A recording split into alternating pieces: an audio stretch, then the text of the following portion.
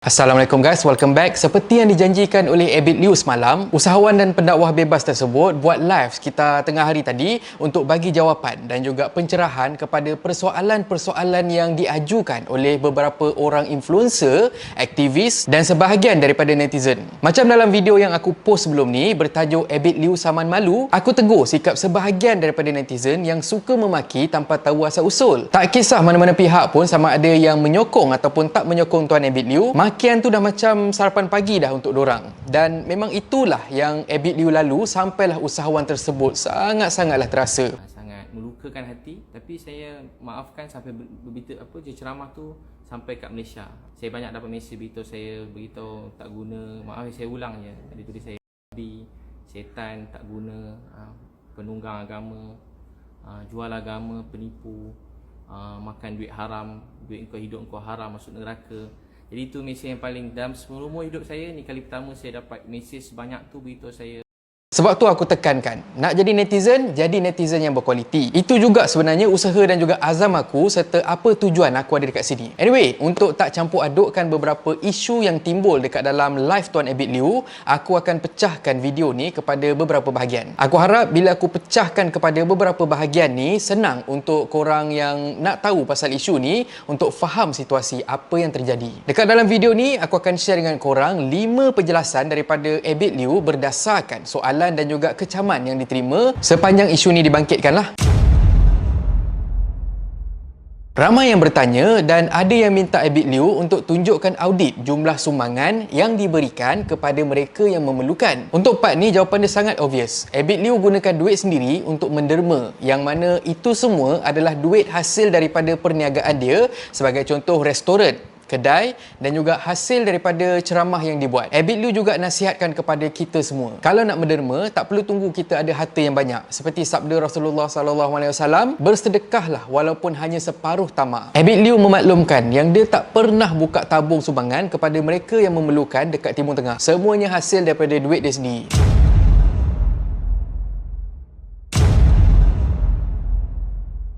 Abid Liu menafikan dakwaan dia menggunakan syarikat yang bernama Hala untuk masuk ke Giza.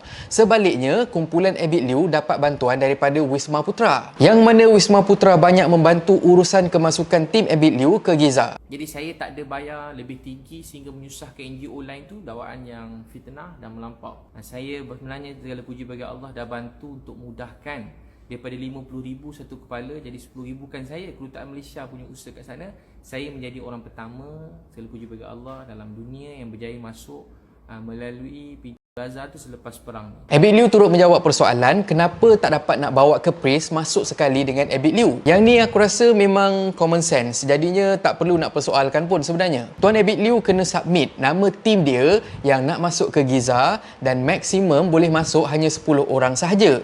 Yang mana menurut Tuan Abid Liu, ada sebahagian daripada tim dia tak dapat nak masuk dan terpaksa tinggal dekat Mesir disebabkan limitasi ni.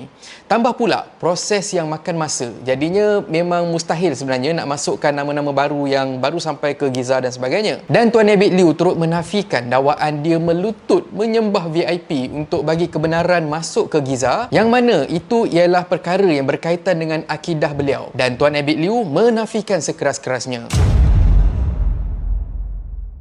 Ini pun pada aku common sense juga. Antara sebab kenapa Abid Liu blok Kepris ialah bila kata Kepris mempersoalkan pasal tindakan Abid Liu yang pergi menziarahi arwah ayahnya dekat hospital. Kata Abid Liu, dia ikut proses yang sebetulnya supaya dia dapat menziarah ayahnya buat kali terakhir. Dan sebagai buktinya, media sosial Kementerian Kesihatan Malaysia turut sama share gambar Tuan Abid Liu menziarah arwah ayahnya.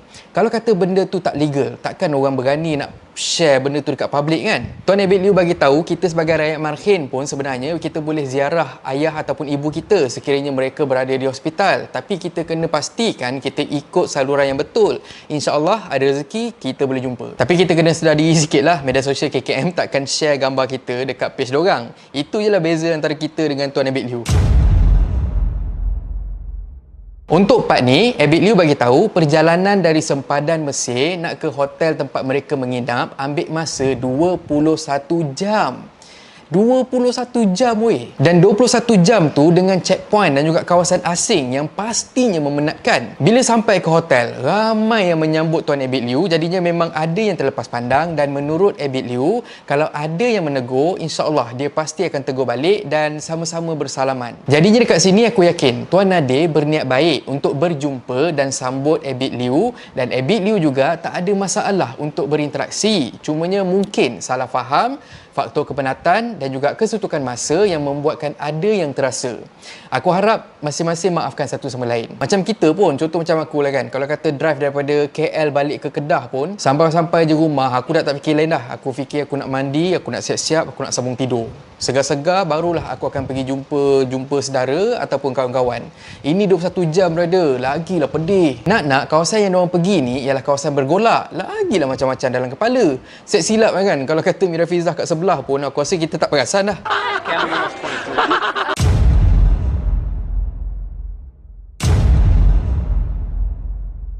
Secara ringkasnya, memang Abid Liew beli barang dekat Mesir. Tapi kebanyakannya ialah barangan perubatan yang mana memang susah untuk nak dapat dekat Giza. Dan kalau kata dapat masuk pun, perlukan masa lebih kurang paling sikit pun 6 bulan untuk diluluskan.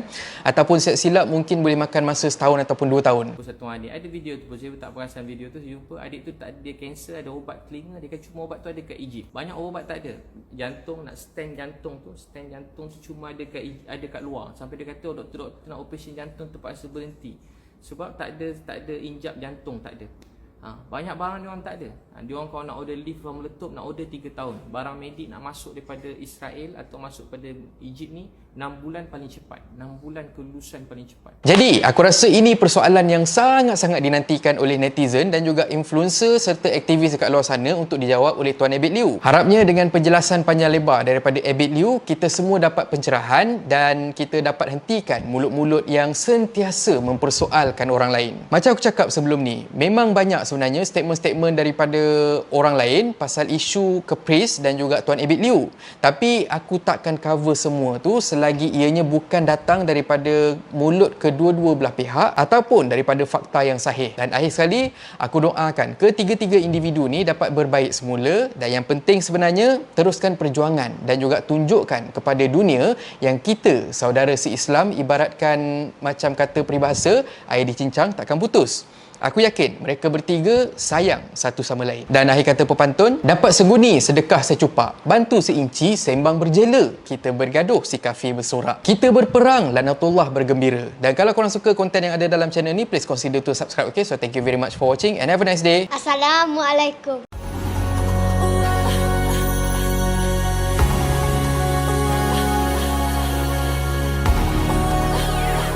Kemarin dia mau sini,